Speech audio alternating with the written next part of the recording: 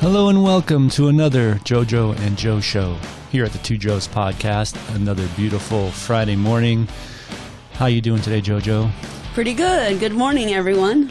I am so excited about today because we have on the docket the Rendlesham Forest UFO Incident. It is the UK's Roswell. So, I'm excited today to introduce you to the Rendlesham Incident because you are unfamiliar with it, right, JoJo? I've never even heard of it. See, so that's pretty cool. And we have Nick Pope on the case, who is the UK's guy, at least he was back in the day. So I'm really excited to see what he has to say about it and how he feels about the evidence and because we have evidence this time. It's crazy. And let's take a look at it and see. Great. What's up? In case you don't know, we are reviewing the New York Post's The Basement Office series on YouTube. They talk about UFOs. We are on episode 5, and I'll have the link posted below if you want to check it out for yourself. All right, without further ado, the Rendelsham Incident.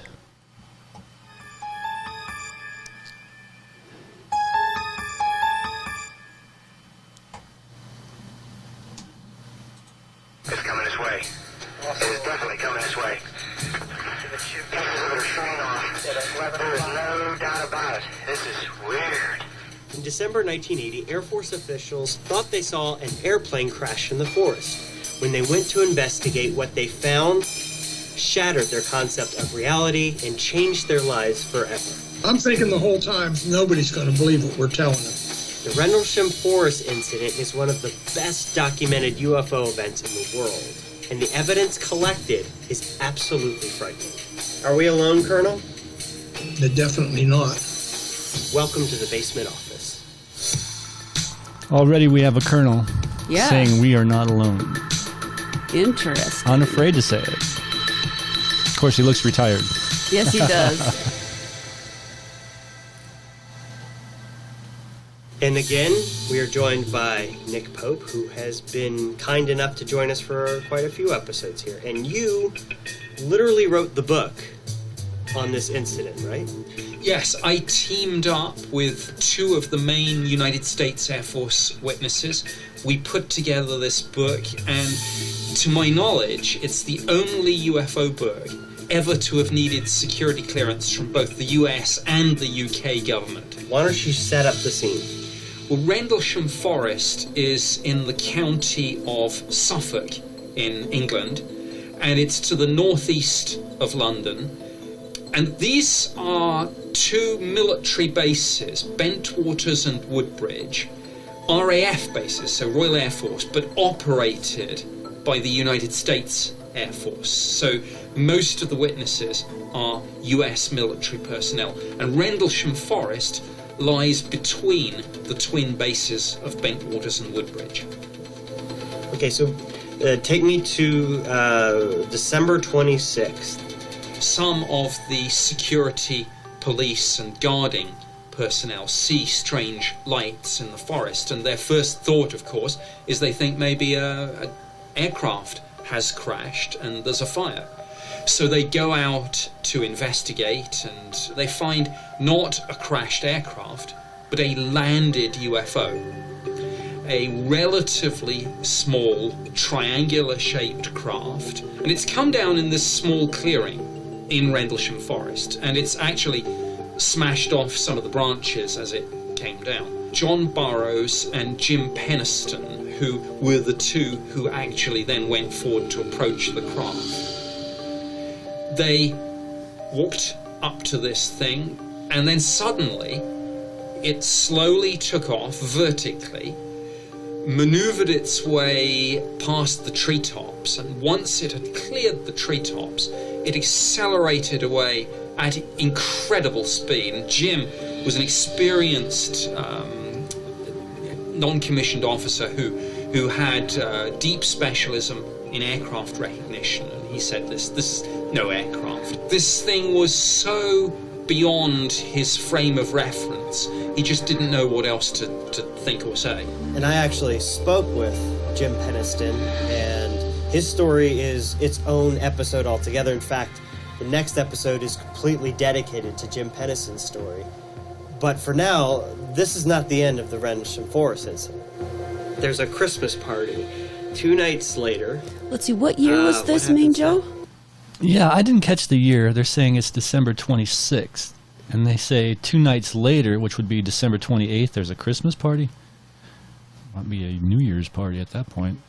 Huh. Already the facts are not measuring Well, I'm just up. wondering what year it was in that Yeah. book. Have you read that book? No, I have not read the book. Let me see if I Okay. can figure out what year this took place, because I like knowing the years too, because it kind of makes You it know, chronological. I'm really glad that we're doing this because I'm one of those people who has never researched UFOs, and I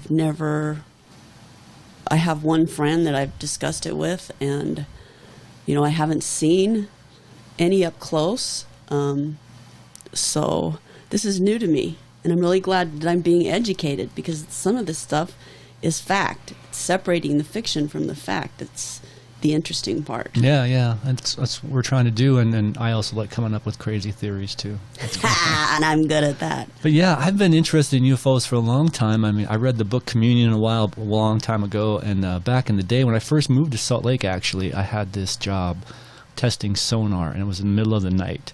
And so we'd listen to remember. radio, and so this guy came on the radio every night, or almost every night. His name was Art Bell, and he often had UFO people on his radio show and would talk about UFOs a lot and stuff. And so that's kind of where I got interested in.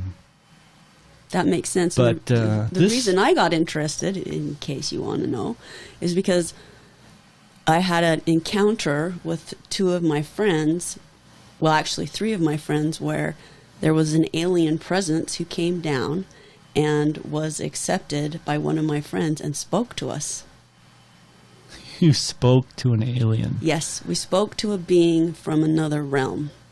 Another realm, so not another planet, but another Well, realm. it could have been another planet. I mean, Yeah. that's what it said. Well, it said realm. I didn't say It planet. called, well, it's been so long. I think that makes sense because to me, the space is freaking vast. I mean, vast.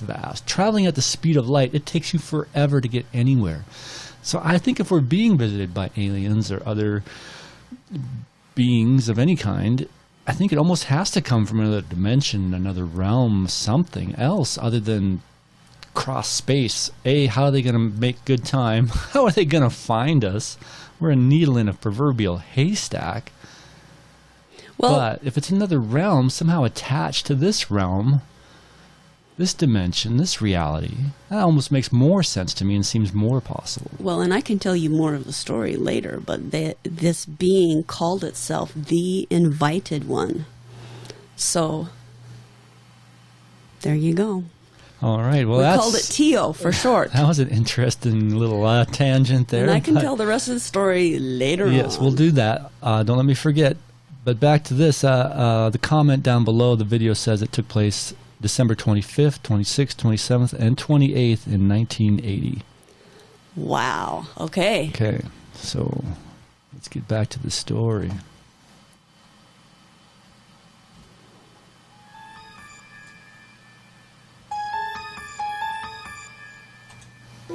The doors burst open. A young officer comes up to the base commander and the deputy base commander and says, "Sir, it's back." And they are told the UFO has returned. So the deputy base commander is Lieutenant Colonel Charles Holt. He is an absolutely by-the-book guy.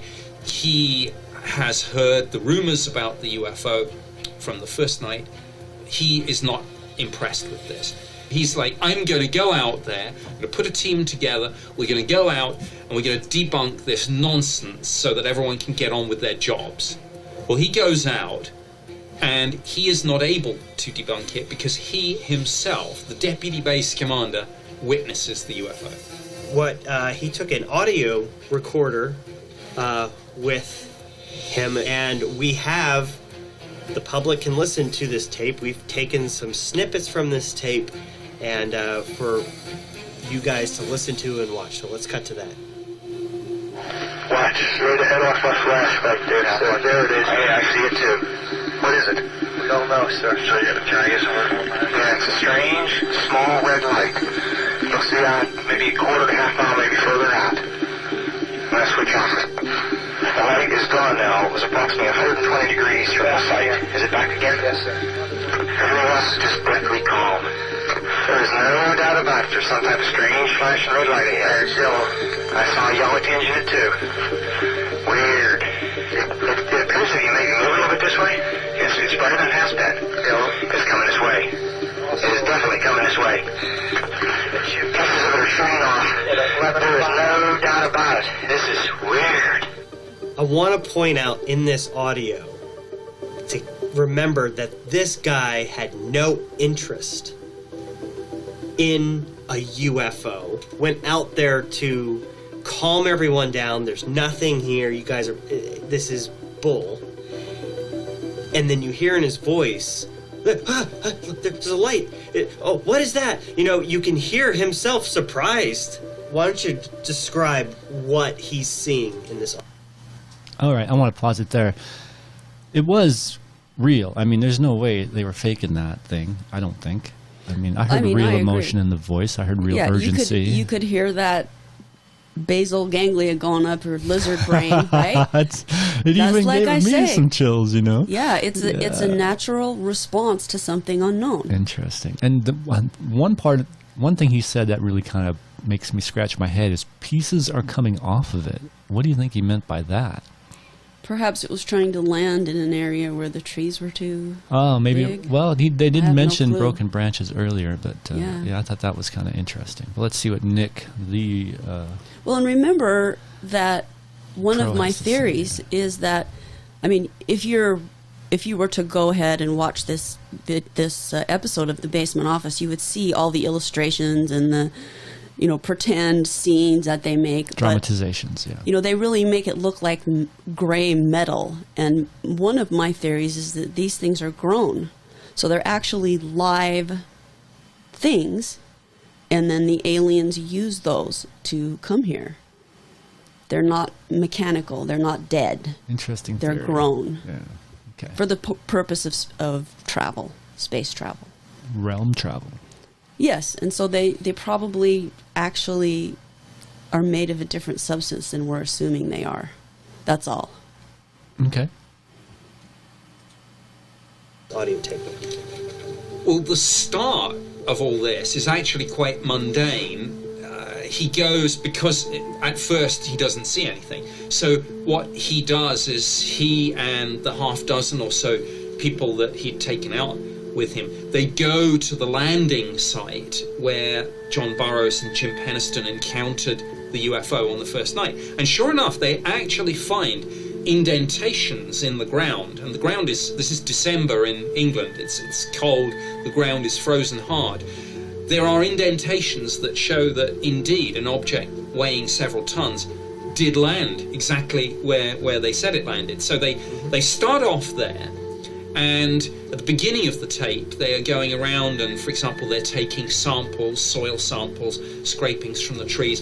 They run the Geiger counter around and they get peak readings. Radiation readings. And actually the declassified Ministry of Defense file on this says that subsequently the defense intelligence staff assessed those radioactivity levels as being significantly higher than the average background. So that's where they start off. But then, yes, suddenly that work is interrupted because they see the UFO themselves. And you can absolutely hear the excitement, the tension, at some points probably a little bit of fear in their voices as they're saying, it's coming this way, it's definitely coming this way. Weird. And it is extraordinary. I mean, some people say, why did Colonel Holt make this recording? Is it genuine? Absolutely. I've interviewed all the witnesses. I know Colonel Holt very well. Actually, it was his custom and practice to take with him this handheld cassette recorder on his rounds so that he could document his observations and thoughts. I mean, it was just the way he did business. Yes, and I actually had a chance to interview him via Skype about why the tape recorder, what he saw that night, and it's pretty amazing. Why don't we cut to that? We went out into the forest. I carried a tape recorder almost everywhere I went, and we find these 3 indentations. Then it gets very puzzling because we're getting radiation readings that are higher than background. Not dangerous, but much higher, especially in the indentations and on the side of the trees facing the 3 indentations. I'm very puzzled about this, but I thought, oh, there's got to be some kind of explanation for this. And while we're doing that, one of the party persons with me says, look over there. There's this reddish orange glowing object. It's sort of oval in shape, like a large basketball or beach ball. It has a dark center, and it's moving. Okay, we're looking at the thing. We're probably about 200 to 300 yards away. It looks like an eye winking at you. It's still moving from side to side. And when you put the star scope on it, it sort of has a hollow center, a dark center. It's like the pupil of an eye looking at you and winking. And it flashes so bright to the star scope that it almost burns your eye. It did. It looked like the dark center would just look like it was blinking off and on. We're watching it for a few minutes. It comes into the forest. It's been out in the farmer's field beyond us. We see it in the forest. It moves through the trees, avoiding trees. It doesn't touch any trees, bobbing up and down and moving through the trees. So I said, let's try and approach it. So we try and approach it, and it recedes. It goes back out into the farmer's field. And the ones in north are moving. One's moving away from us. It's moving out fast. So there's more than one, sounds like. Yeah, we're both heading north. Okay, here he comes from the south. He's coming toward us now. We stop at the edge of the forest and watch it, and I can see the glow from it on the farmer's house, which is on the far side of the field. It already seems aware of them, does it not? Oh, absolutely. Yeah. I mean, and it's funny how they describe it as an eye. So picture this, okay? They send the craft, it checked things out, then they decided, hey, let's take a look. So if you're a being from another dimension that can travel across space, why can't you look through some kind of a telescope that brings you into this world? And that really was eyes that they were seeing, where they're just looking. It's their way. They have some kind of a space telescope. And so you can see their eye through the telescope. So in this case, rather than them being crafts, I would say they were observation vehicles. Yeah, it's a combination of the two things, it seems like, somehow. Mm-hmm. Yeah, very interesting. They sent, the first one was successful, so they sent the second wave, which is the eyeballs that are looking at you. Really, it's what it sounds like. Well, yeah, and more than one. I didn't really realize that. There were more than one craft out there, and then they're going away, and then they're coming toward them, and you can just really hear in their voice the tension. Yes. Yeah, very cool. All right, let's see what else he has to say here.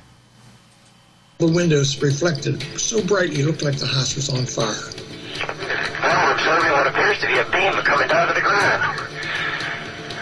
This is unreal. The object's dripping or shedding some kind of material like molten metal or some kind of sparks or something. Then it silently explodes like fireworks into multiple white objects, and they disappear.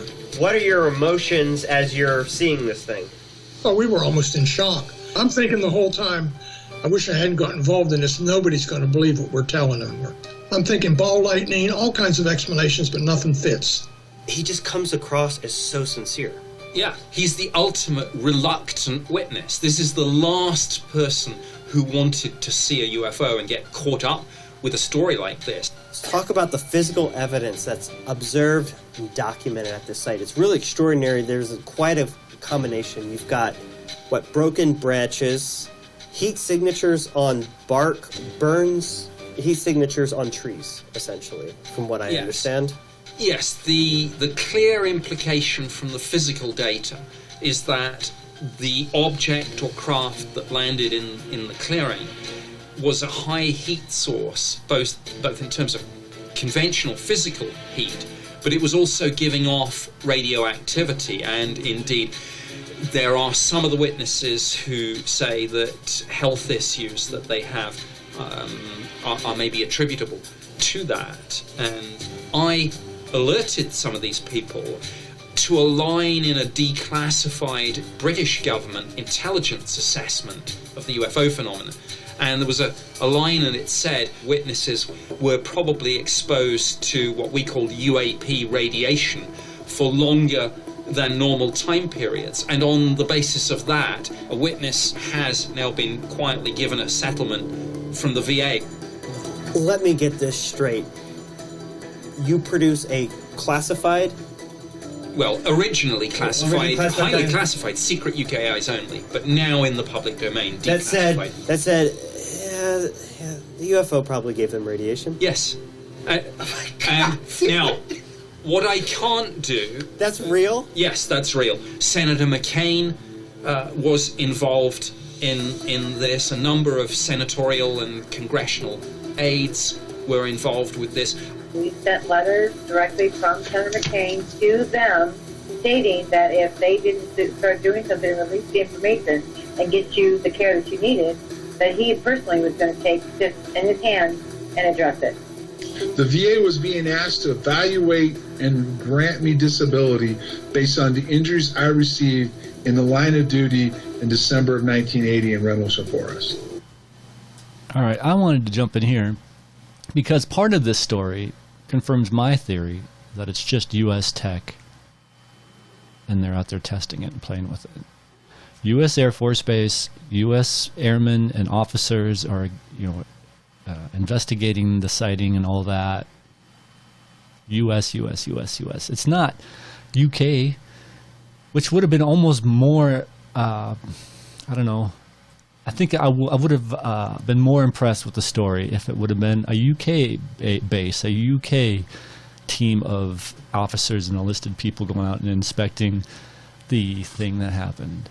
So you think the U.S. was testing new tech and just not telling their own people? I'm saying it's possible. Again, it is possible. It just seems like every time it's U.S. involvement, U.S. bases, U.S. personnel, U.S. witnesses. Suspicious. Yeah, I'm just saying it kind of gives me another thing to prove or to build up, what's the word? Evidence. There's a word I'm looking for, but I can't find it. Anyway. Adds to my theory, anyway. Yeah, so this guy got a settlement because he was exposed to radiation.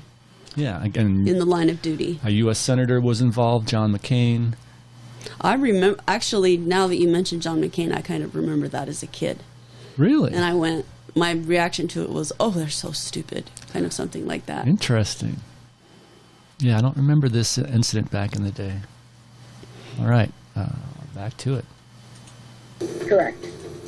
Okay, so the VA says this is real. But what was it? I know Colonel Halt has some scary thoughts on this. I have no idea what it was. All I know it was under intelligent control. What makes you say it was under intelligent control? Because it moved through the forest avoiding the trees, and when we tried to approach it, it moved away from us and then exploded and went away. I'm sure, have you researched this more into trying to find an answer into what this could have been? Oh, I've talked to everybody from Nobel Prize winning astrophysicists, you name it, and nobody's been able to come up with a good explanation. People say it was a manure wagon on fire, it was a cop car with lights on the roof, it was the lighthouse, all these crazy things, but nothing fits. Are we alone, Colonel? Definitely not. In the next Basement Office episode, we dive even deeper into the Rendlesham UFO story with retired Air Force officer Jim Penniston. What appeared in the forest floor in front of me was a triangular craft. He claims he not only saw the UFO, but that he touched it with his own hands. I was very scared, believe me. And that's when things got weird. Aha. Okay, well, that's a shorter episode. Maybe we'll get part 2 in today as well. Well, that just proved your theory right there that it was something that's U.S. tech, unless they're hiding it. If he's going around talking to astrophysicists and people who would know what's physically possible with the science that we currently have, right? That kind of disproves, that's a strike against your theory that it's actually secret U.S. tech. You keep bringing that up. Everyone claims that, it's not us, it's not us, it's not us, but how do you know? If it's compartmentalized and it's the Black Ops, it's the Men in Black, it's a secret department of the military that no one knows about, no one can get information about. Someone knows. Bob Lazar worked for them for a time. When he stopped working for them and started talking about what was going on, what he worked on, they started trying to discredit him. They raided his house several times. They're still raiding his house. Really? They tried to get rid of his records of attending school at MIT. Okay, you want to hear my theory on that? Yeah. Those are aliens acting through humans. Ah, interesting theory. I'm going to give you one of those. Well, thank you. And that's because of my experience with Tio, which I can tell you now or later. Yeah, let's go for it. What the heck? Yeah, tell us Should about the invited one, the alien from another realm that you actually communicated with your friends. Yeah, so this one friend of mine is actually a hypnotherapist, and she's had a lot of training in channeling and things like that. So generally what she'll do with her clients is she'll connect into them, put them into hypnosis, help them explore, what they have going on. And often they have beings around them that are there to help them. And so she can communicate with them and relay the information back to the person. So this was something that she, at some point, feels like she volunteered for, which is why, quote, the invited one.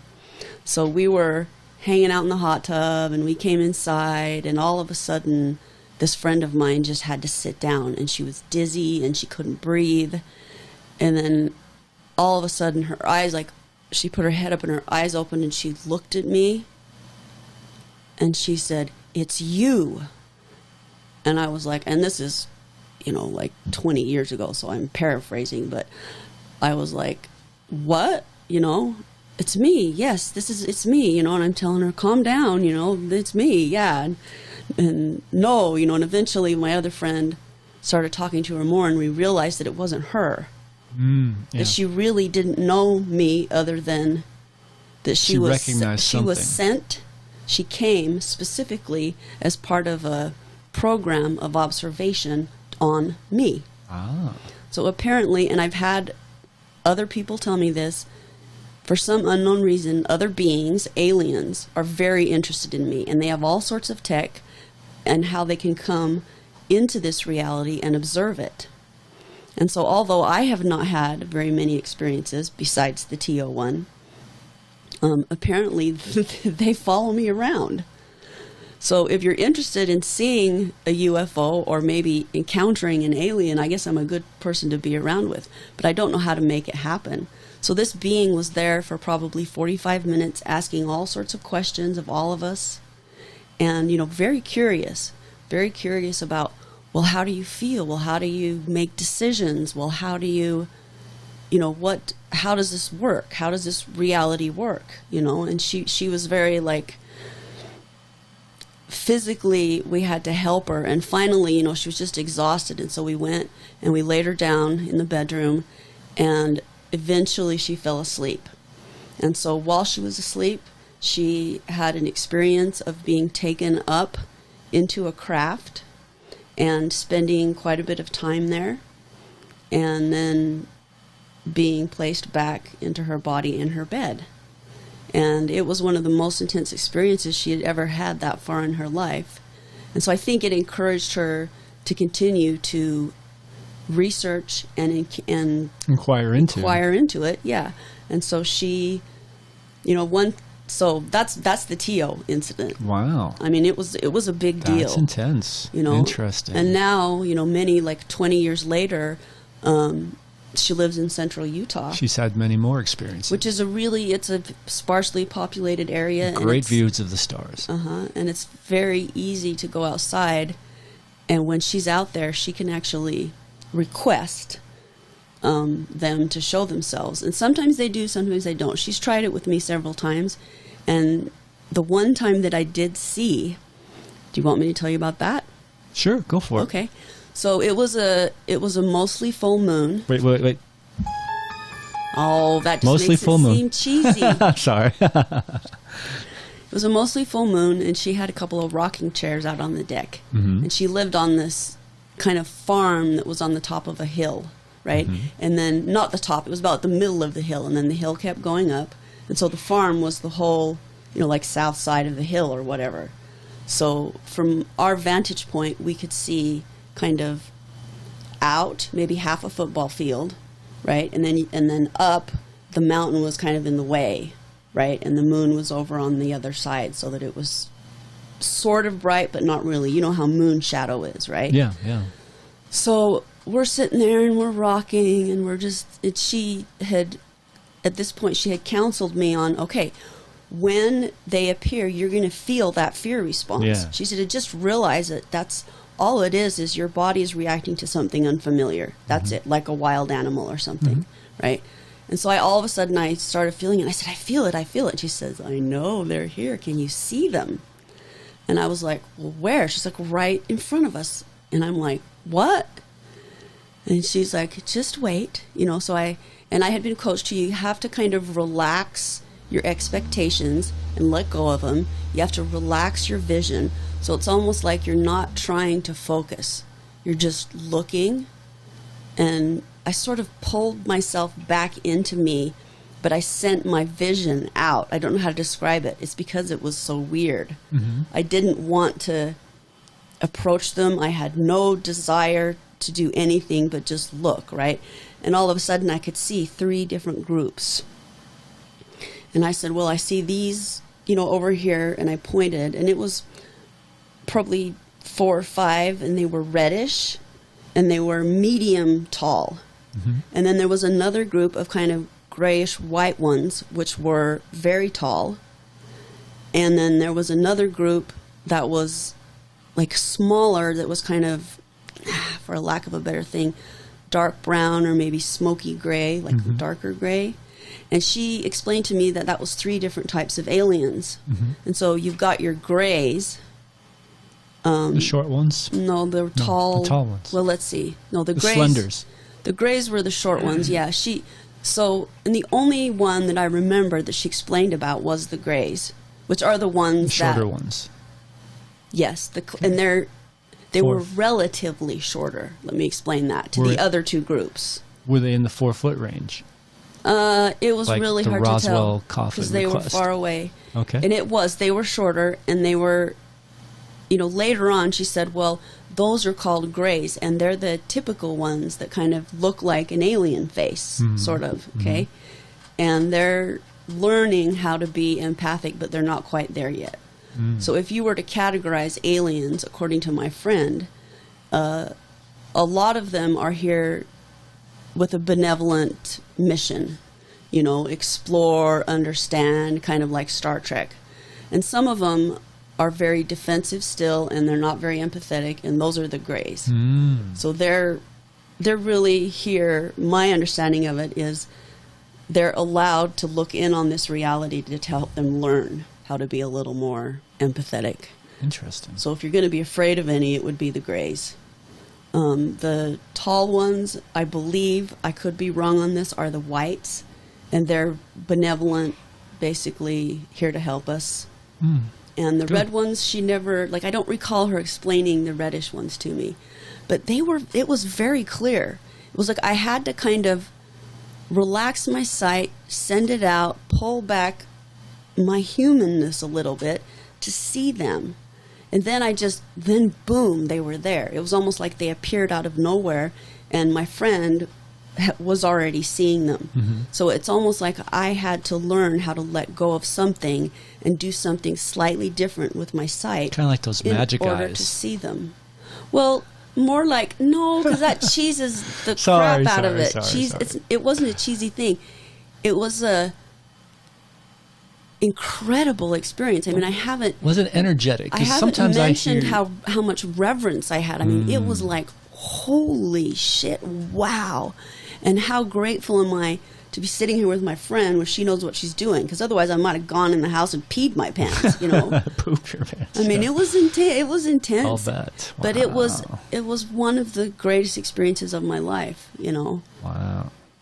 And since then, she's moved to a different house, and I've practiced out in the backyard, This was only maybe a year ago.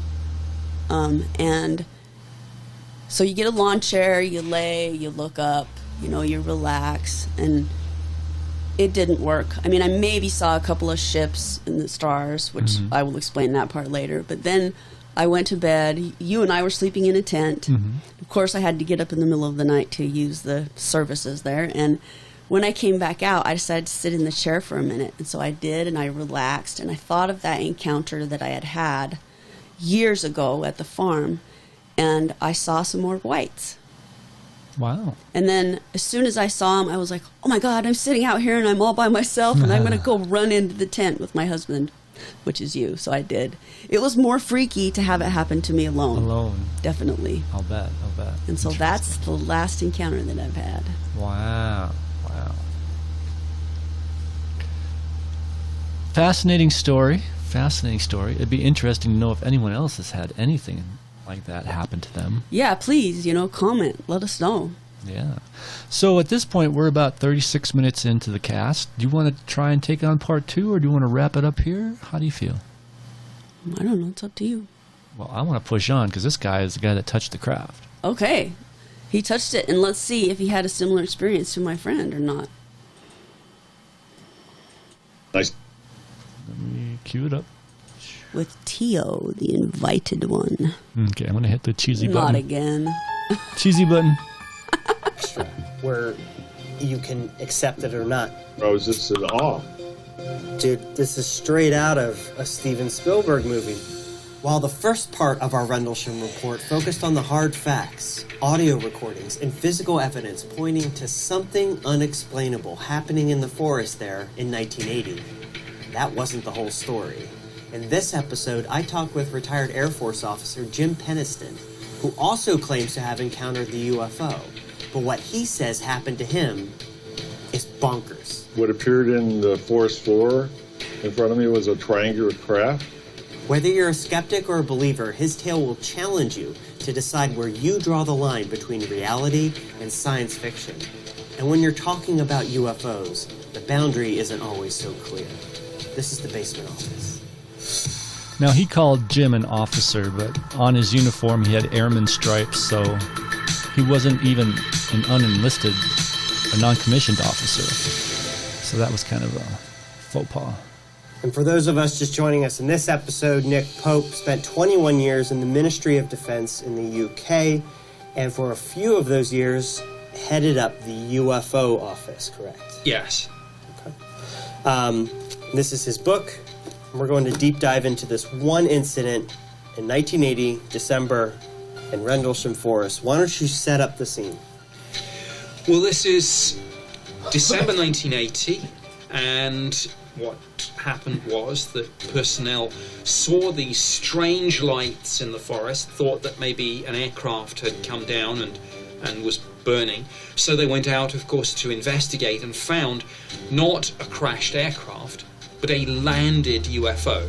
John Burroughs and Jim Penniston, who, out of the people who went to investigate, were the two who actually then went forward to approach the craft. Jim was an experienced non-commissioned officer who had deep specialism in aircraft recognition. He said this is no aircraft. I mean, he's familiar with them all, whether they're US, UK, Is Soviet. that the actual picture? If there's an aircraft, he knows it. I don't think so.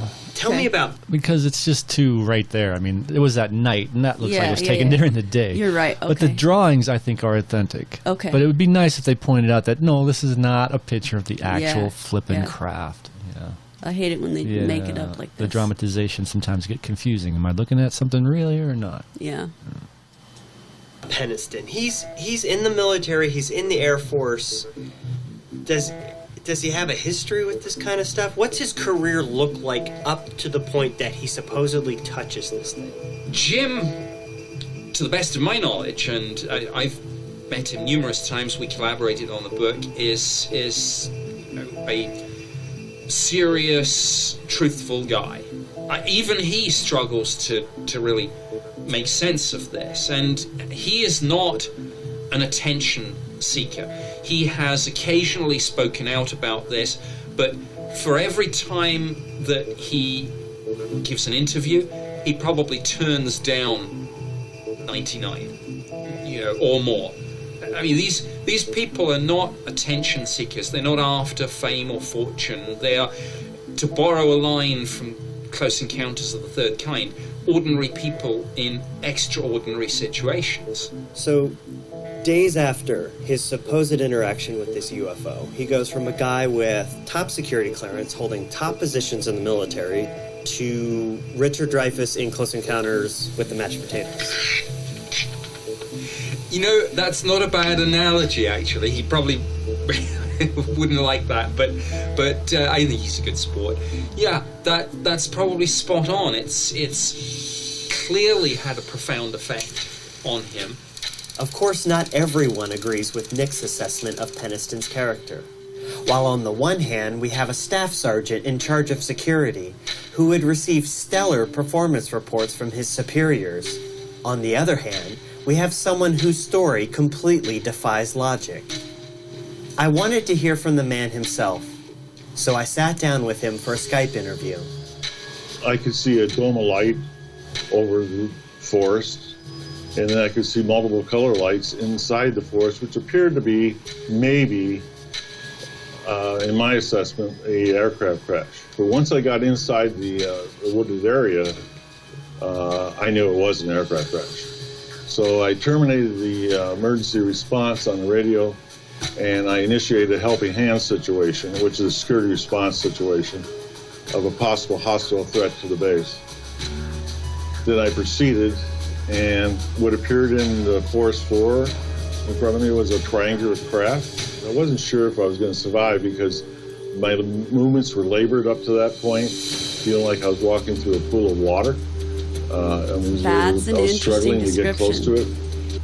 Yeah, Pool of water. Yeah, I think we've heard this before. I don't think so. No, that matches how it felt when I was seeing those. It's almost like the air felt thicker. Wow. So I agree with that. I mean, that's interesting. I hadn't realized I'm really connecting to that.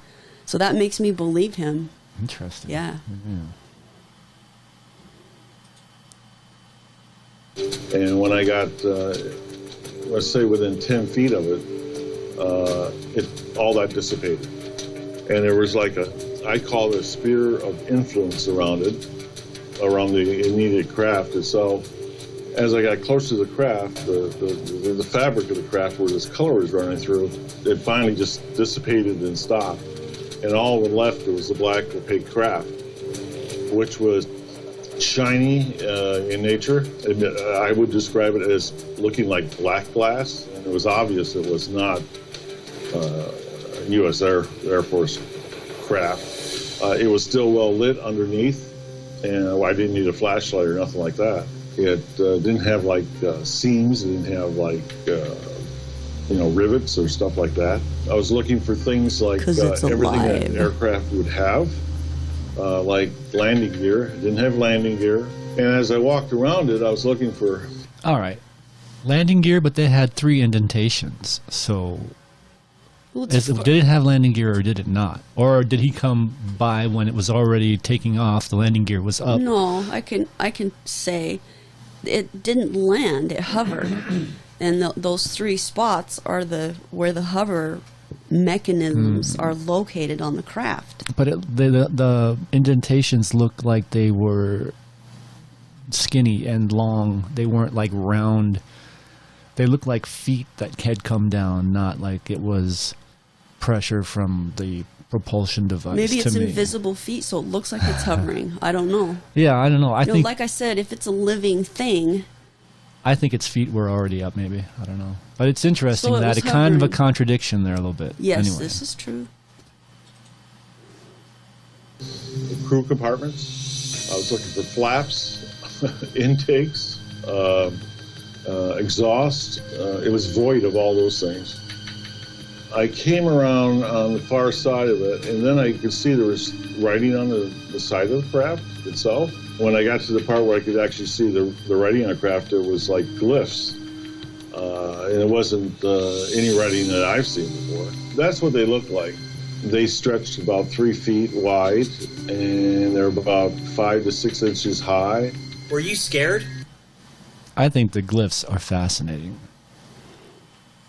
Okay. A lot of people, well, because a lot of people always, when they're talking about UFOs, they go back to like Egyptian days and glyphs and supposed pictures of UFOs in their carvings and paintings on the walls. That. Yeah, that's awesome. So the glyph thing is interesting to me, and I think they appear somewhere else. I don't remember where I saw the glyphs before, but it was, I think, on a side of a Tic Tac or something. They had glyphs as well. So, yeah. Anyway, just interesting. Kind of like a license plate, maybe.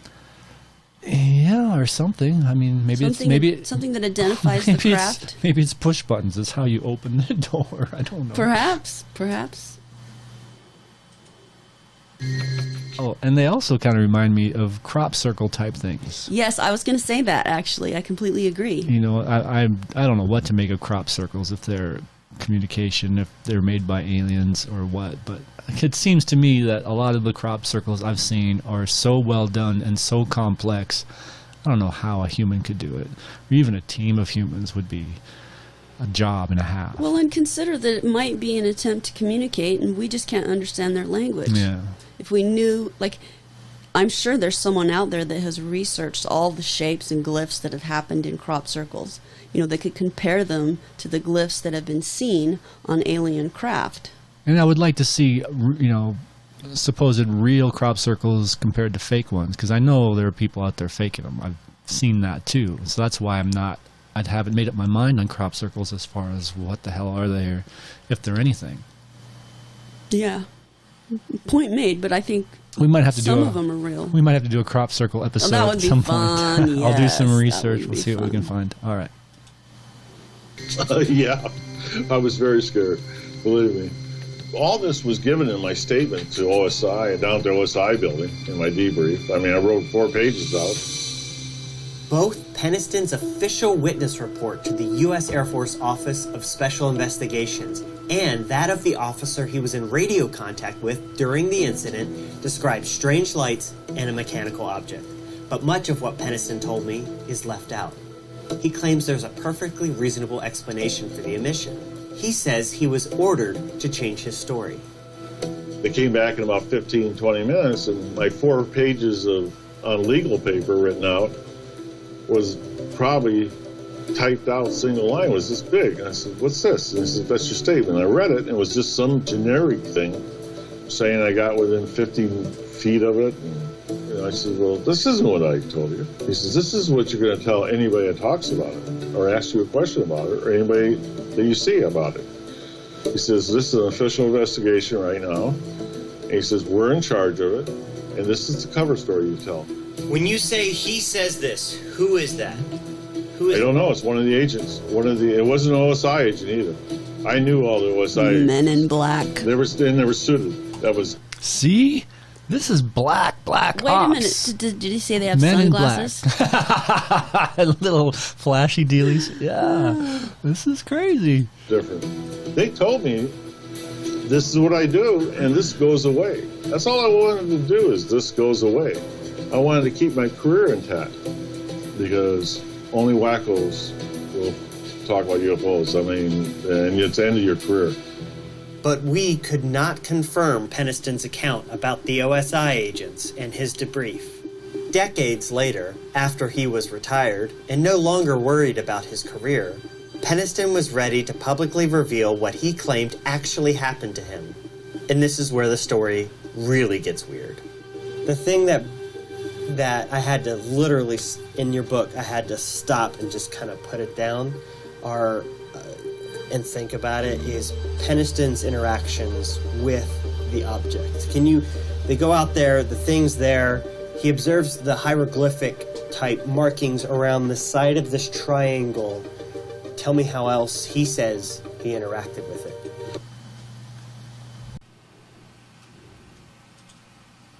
Well, he did what he now says probably wasn't a very smart thing to do, but I guess it's just human nature. He, as he was up so close, he decided, well, I'm going to touch this thing. So he touched the side of the craft, and he said it was like a jolt. He said that parts of it seemed to light up, and particularly around these symbols. And later, he described this. It's very difficult to put in words, but he said it was almost as if he received some sort of download of information. So that sounds was accurate. touching the glyphs, and they went from the smooth fabric of the craft to touching a glyph. They were like, the best way to describe it is like going from smooth black glass to sandpaper. That's what it felt like they were etched in there.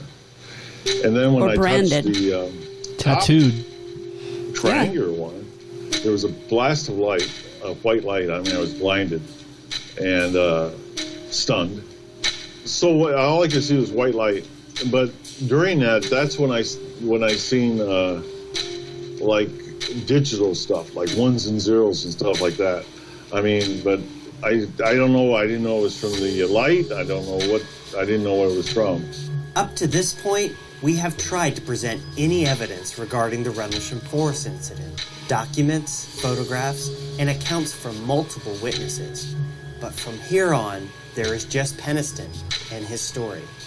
While there is no denying Penniston's involvement, we were not able to see his notebook or verify his timeline. As you will hear, many of his claims are mind-blowingly bizarre. Let's get to the point that you start writing ones and zeros down, Jim. When does that happen? That first night, I kept seeing these ones and zeros, ones and zeros.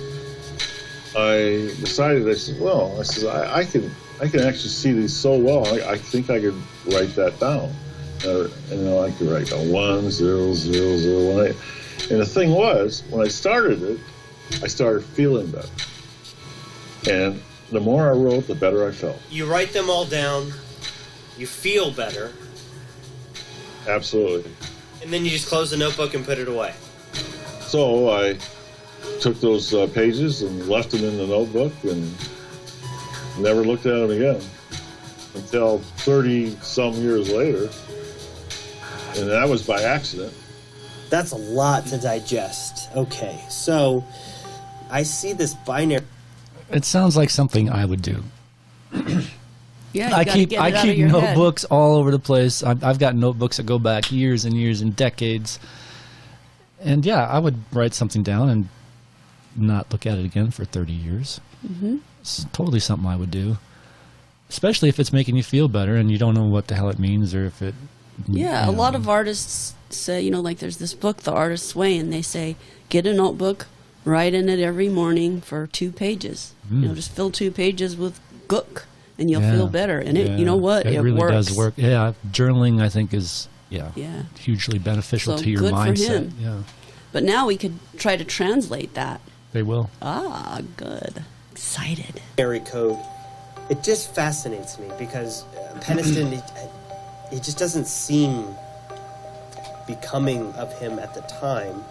Please explain this to me, Nick. Well, Jim at the time had no real conception of what binary was. He just simply wrote these ones and zeros, and he just put this notebook away for years and didn't talk about that aspect. And it only resurfaced in around 2010 when Jim was being asked about the symbols he had seen on the side of the craft, and he pulled out his notebook to show the symbols, and the person who had asked the question noticed all the ones and zeros and said, well, wait, before we get to the symbols, what's that? And Jim was like, oh, well, that's the download that I got. This is the information download I got when I touched the UFO. Yes. These scans that are in your book, this is the original notebook of his. Yes, it is. Now, because it's loose leaf, of course, people say, well, is it possible that this was inserted afterwards? And I say, yeah, sure. But I guess that's why he's offered to have it forensicated. But I know he's put the offer out multiple times. What does the binary code say? Well, here's the interesting thing. Because just so people know, binary is like, it's a language. translatable. Could say It's a language. Yes, you can basically translate information into binary, which is a code devised for a computer to read in one of two states, which are described basically as 1 and 0. So they asked a computer programmer with some knowledge of this, and didn't, I think, tell him the full background, but said, what is this? And the result came back that there was a translation. Firstly, there was a message. The translation is exploration of humanity, continuous for planetary advance, eyes of our eyes, origin year 8100. And then a list of what turn out to be longitudinal and latitudinal coordinates, which just so happen, it transpires, to match exactly the geographical locations of some of the most interesting and sacred and important sites on the face of the planet. The pyramids in Egypt, the Nazca lines in Peru, the Temple of Apollo on Naxos. I mean, these are, I guess you would say, sites of worship, sites of power, sites that have meant something deeply and profoundly. This is straight out of a Steven Spielberg movie, man. Like, I can't... It says origin year 8100. This dude, Penniston, writes a bunch of ones and zeros, goes, okay, puts a notebook under his bed or something, and then 30 years later, someone's like, hey, yo, what's in that notebook? He's like, I don't know. Well, let's see. And it turns out it's like friggin' aliens. One of the coordinates is to a non-existent island called Hy-Brazil, which in early 1200, 13, 1400, 15th century does show up on some maps. Am I wrong? No, you're right. It is from Celtic mythology, so these are Irish folk stories, and it's often been called the Celtic Atlantis. I think, like you, this is the part of the story where I said, wait a minute, okay, I can accept the radar evidence, the radioactivity, we have government documents, but this, it's like a bridge too far. Penniston. A bridge too far, or does it fit perfectly in with my theory about aliens from another dimension coming back to see, to study, to observe? Mm-hmm. Well, and it matches my experiences as well. Yeah, so I don't really have too much of a problem with this. I mean... And my friend did say after her experience that she had received a big download. She used those exact words. Mm. And from the future, 8100, you know, they are from this planet. They didn't travel through space to find a needle in a haystack. They are in another realm in this reality bubble that we're in, time and space being warped and doing what it does. No? Yeah, I mean, it's definitely a possibility. I think you're making it more complicated than it needs to be. Time is a made-up construct. It's been made up by humans for our convenience.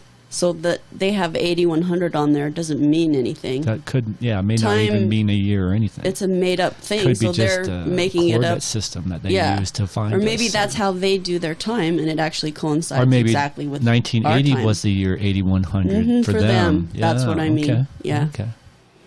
Or it could mean, like you said, that they're from our future, and you know they're helping us. They're coming back in time. That's helping, definitely observing. I mean, when you're talking time travel, you know, like you say, that you can't mess with time because it changes things. Yep.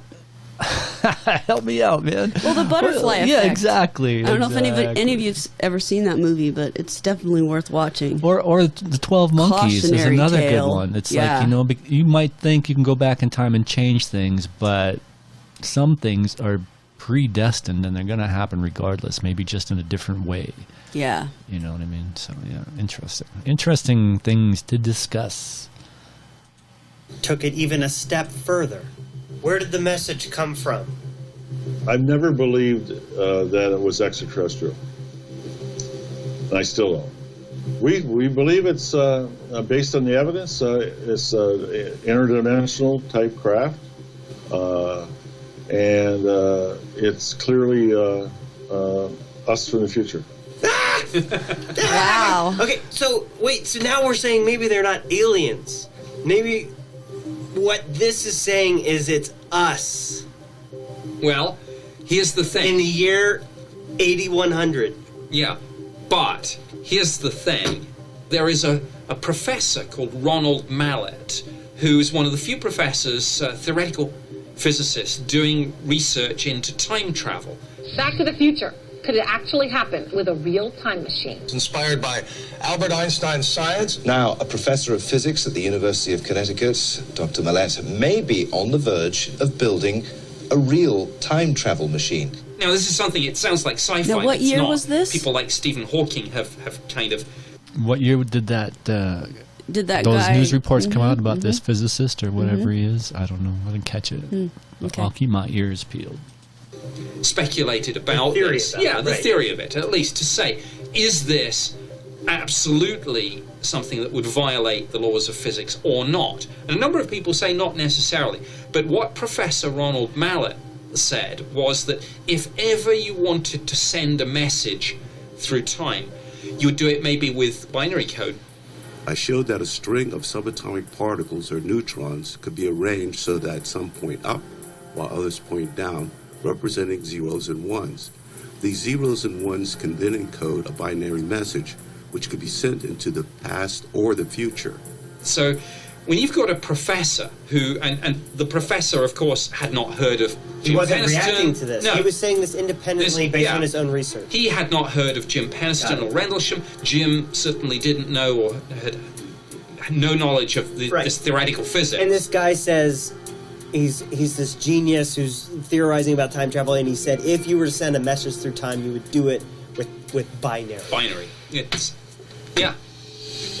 Time travel is one of a number of theories about UFOs, but if time travel is a thing, extraterrestrials might have it too. So who's to say that if you believe that theory, that maybe it is extraterrestrial but from the future? I mean, it's a struggle intellectually and conceptually to come to terms with these things, but isn't that the history of human knowledge and how we build on our understanding of the universe? Things that today we think are crazy are explained tomorrow. Things that we now accept as fact was considered mad a few years ago. If you said the Earth wasn't the center of the universe, hundreds of years ago, people were like, what? Are you out of your mind? And then now we look back and be like, what were they thinking? Everything that we think of as science fiction, well, someone somewhere is working on it. Time travel. A few years ago, talk of other dimensions, hidden dimensions, would have been considered crazy. Now we know that, of course, CERN are using the Large Hadron Collider to try to find evidence of these so-called hidden dimensions. So yeah, I think I heard about this before, where they've discovered this, I forget what it is, a quark or something that actually travels faster than the speed of light. And if you can manipulate that quark or that whatever it is, little particle and minute, and make it go 1 or 0, yeah, you could conceivably, since it goes faster than the speed of light, you could communicate with another time. Yeah, because the speed of light acts upon time in that way. Yes, that makes sense. So interesting stuff, and I liked what Nick said about, just trying to conceptualize this, trying to build theories, and trying to understand what's going on, and that's all we're trying to do here. I mean, I don't know what's going on. I'm just trying to throw out theories and speculation and Well, and just like we have different races on this planet now, why couldn't they have different races? And I just happen to see 3 different races of humans in the future. Well, exactly, future humans. In near 8100, if we have a nuclear holocaust type of fallout and the humans that survive continue to evolve and whatever, they're not going to look anything like us, So they definitely could be us in the future, what humans evolved into. Yeah. Or like I mentioned in one of the other podcasts, they could have been aliens that somehow found this needle in the haystack and said, hey, look at this planet. No one's living here. Let's move in. Wonder what happened in the past. Well, let's travel back in time and see. And they're observing that's a good so one. That's another, like that's you said, one they that I still haven't could heard be before. aliens, but they could be aliens from the future, because if we can figure out time travel, then they could too. I like that theory.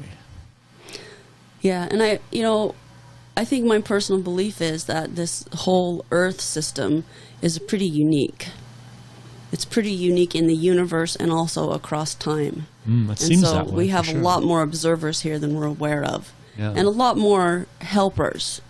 I think if it was left up to humanity, we would definitely nuke ourselves to death. Sometimes I wonder how we made it this far. There's so much anger and fear in the world. I think they're helping. They come along and they help. Like some of those where if it had any nuclear devices, the devices disappeared or the craft. Remember that? Well, we've had some close calls, and they've lost some nuclear weapons. I mean, they've fallen off of planes, or planes carrying nuclear weapons have crashed. And luckily and then all of a sudden nothing they're happens. gone. Yeah, so they're deactivated or maybe whatever. they are taking care of us and cleaning up our garbage. I think some of them are. Maybe. I think others are here to observe and learn for themselves. Mm-hmm. Yeah, interesting. Back to Nick here. Existence of which is predicted under string theory. Right, but, possibly the most practical explanation for this is that it was embellished, exaggerated, or altogether a hoax. I know it's absolute. I was there. But if I'm in your shoes and talking to me, I would be asking a lot of questions. And I don't blame you for that. You should. Do you have a family? Yes. Kids? 3 daughters, grown women. What do they think of all this? Full support. Do they believe you? Absolutely. I don't lie. You know better than that. Okay. I mean, no matter where you come down in believing or not believing his story, he's very obviously haunted by this. Yeah, it changed my life. Unfortunately, here I am, 64 years old. I'm still talking about this. Last week, I'm dreaming about it. I mean, it's just, it's horrible.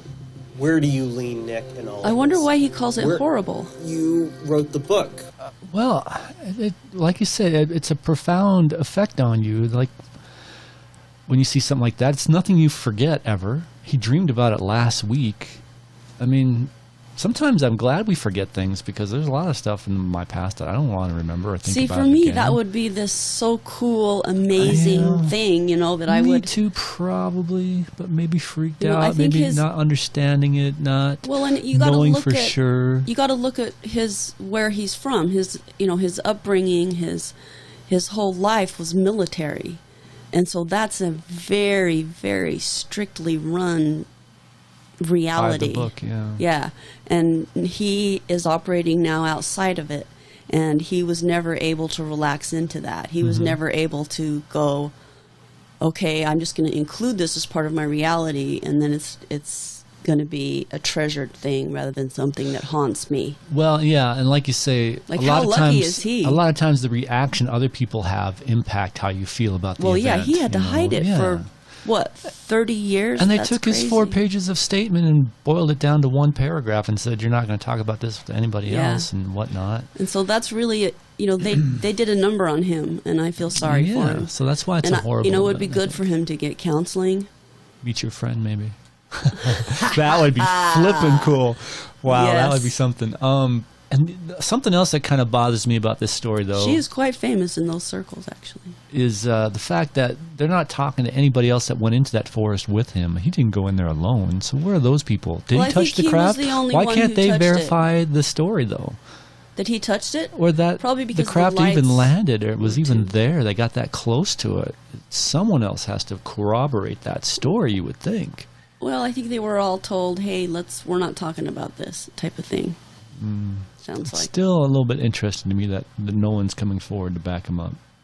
Because like Commander Fravor, that pilot who saw the Tic Tac, the pilot in the other plane came forward and said, yeah, that's yeah, what and happened. when was that? though? That's a huge What deal. year was that? Well, they just did the 60-minute interview like a month ago Yeah, with that other so pilot. it's recent. Yeah, and So our paradigm is slowly opening up to Yeah. accept this type of stuff. right. And this poor guy has been suppressing it for the last 30 years. Yeah. Really, he needs therapy. Yeah. That's my thought, and I feel it's obviously I feel haunting for him. Yeah, for sure. Man, so do you believe this binary code business? Well, it is what it is. Jim came out with it. What it means, I don't know. And who's to say? Maybe he was under some sort of post-traumatic stress disorder, and maybe it was internally generated, not as a conscious hoax, but as some sort of psychological side effect of a deeply profound, troubling, unexplained sighting. I wrote this book with John and Jim, but at the end of the day, unlike a lot of people in the UFO community, we did not conclude by saying, so, let me tell you, this is what happened. We were honest enough, I hope, to say, look, even we don't know. They were the witnesses, I was the government investigator who did the cold case review, but we don't have a definitive answer. So in a sense, all I can do, and maybe all you can do with this, is say, well, this is the evidence we have, make of it what you will. Okay. All right, so I love it after when he does seeing that. what evidence, He gets so the freaked out. documents, the reports, the audio recordings, the witness testimonies, it seems to me that something did occur in Rendlesham Forest. They saw something they couldn't explain. They saw an unidentified flying object. It obviously scared them, affected them, continues to affect them to this day. But all the stuff with the touching of the UFO, the binary code, the messages, I just find it hard to embrace all of that. Like, which surprises me a bit, because this is a guy who saw a huge black triangle UFO, not that high up in the air, below the clouds, flying over the top of his head silently. When was that? Down in Provo. I know, but like what year? What year did he see? can't It was, boy, I want to say in the 80s as well, but I don't know. So I can't really, remember. I think it's important for all of us to consider the fact that our consensus reality is a very powerful thing. And this, especially if you go back to the 80s, didn't fit in with it. And so the things that don't fit in with the agreed upon reality that we have, they get kicked out. They get marginalized. They get quieted. They're hidden. They're told don't talk about it. And now, of course, my question is why now, right? Mm-hmm. And I think I'm going to postulate my answer after hearing all of this is because finally we're going to open up our reality a little bit enough so that they can help us through this next period where we could easily destroy ourselves and this planet.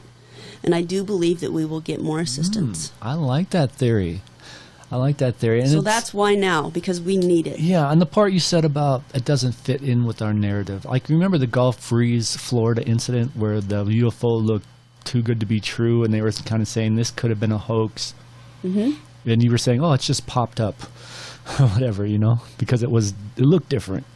Mm-hmm. And I was saying, yeah, I have this preconceived notion about what they should look like, and this doesn't look like it, so therefore I think this was probably a hoax or whatever. Well, I've since then I've seen other pictures, and there was more than one craft. You remember the craft that had the light that covered the road? Mm-hmm. There were like 4 of them, and they all looked the same.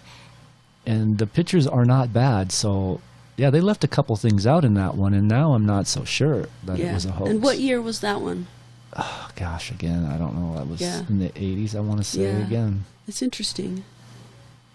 I mean, I think maybe back in the 80s we just weren't ready, And maybe now we're finally ready. Maybe It's so. going to be interesting to see the next couple of months how this affects our consensus reality. Is the narrative going to be strong enough, or is it just going to get marginalized again? Yep, the big reveal, 14 days, June 25th, is right around the corner. And I'm really hoping that we can open up our minds enough to let this in. That's my wish. I just can't fully accept the veracity of that story.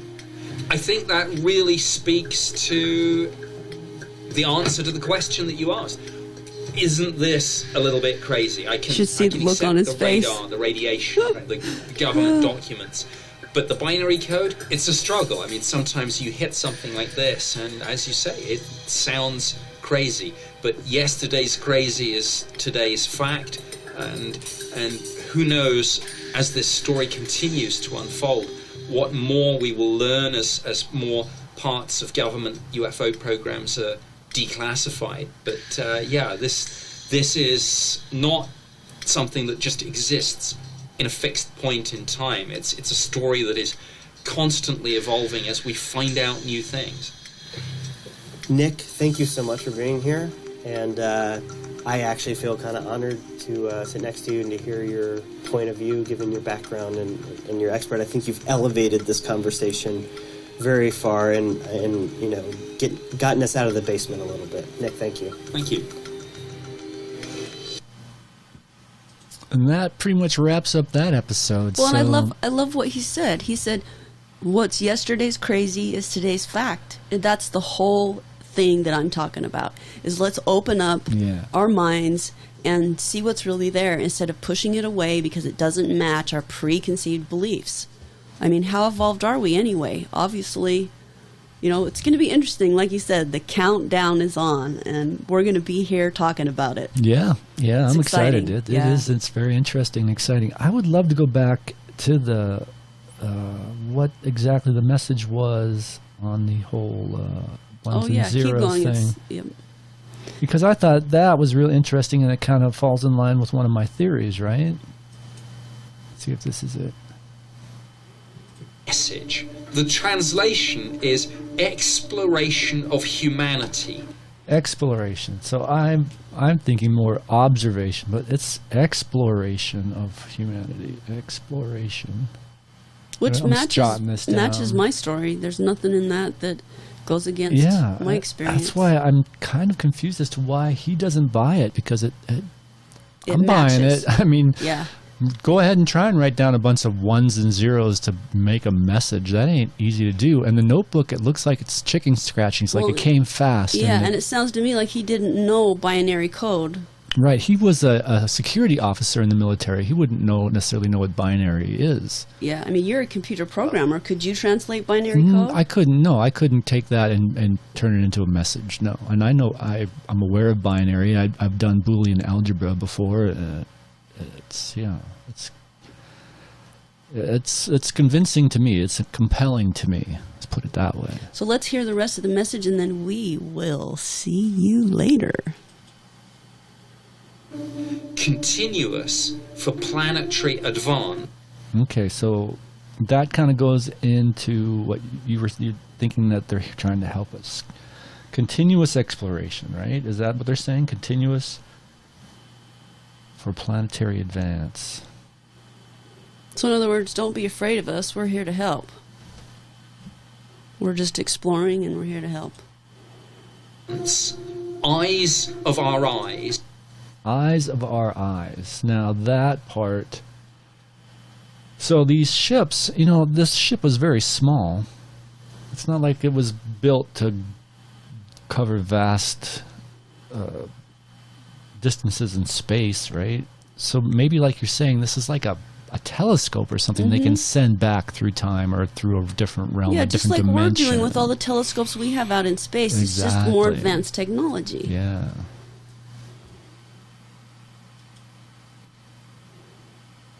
Origin year 8100. Origin year. So that could be, like that's you say, where the message comes from. It could be what year they're in. It could be what year they think we're in, or as far as if they had to subscribe a number or a year to our place and time. Where it says origin year 8100, what that means to me is that's where the message originated. Mm-hmm. In year 8100 by their counting. And obviously they're sending this message to humans. It comes through in English because the guy is American, right? So... Well, it comes through in English because it's still the language they use and the evolving of humanity over the years. Well, or it comes across in English because that's what that guy spoke. Yeah, that's possible too. Or it could be because it's some U.S. military... Yes, true. Well, code name Eyes of Our Eyes. I wonder if there's one that comes out to someone who's French, and maybe the description of it would end up being binary code in French. That's what I'm saying. Interesting. But you're right. That is suspicious. with your whole government black op theory.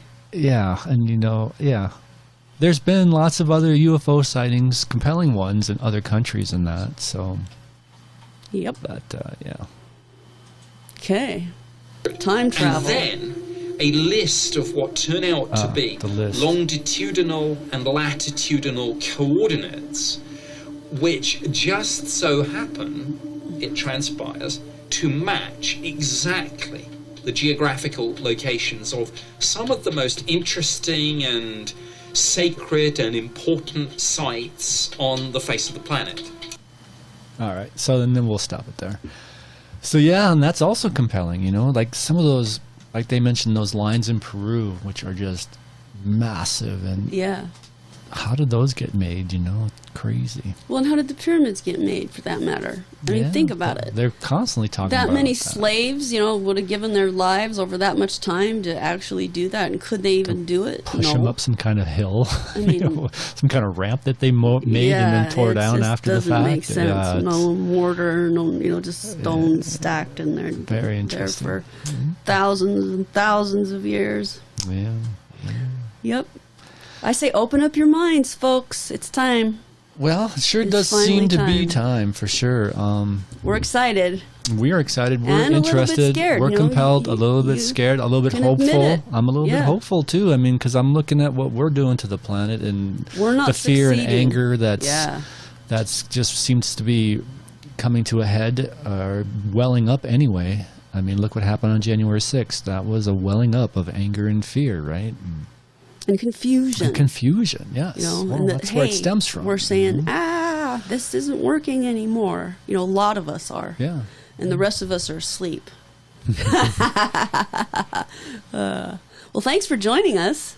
Yeah, this has been a really fun episode. I'm happy to have introduced you to the whole Rendlesham incident in 1980 in a U.S. Air Force base in the U.K. Quite fascinating, quite compelling, lots of great evidence. What do you guys make of it? Let us know in the comments below. That was not me trying to talk like JoJo an alien out. speak. Thanks for listening. Till next time.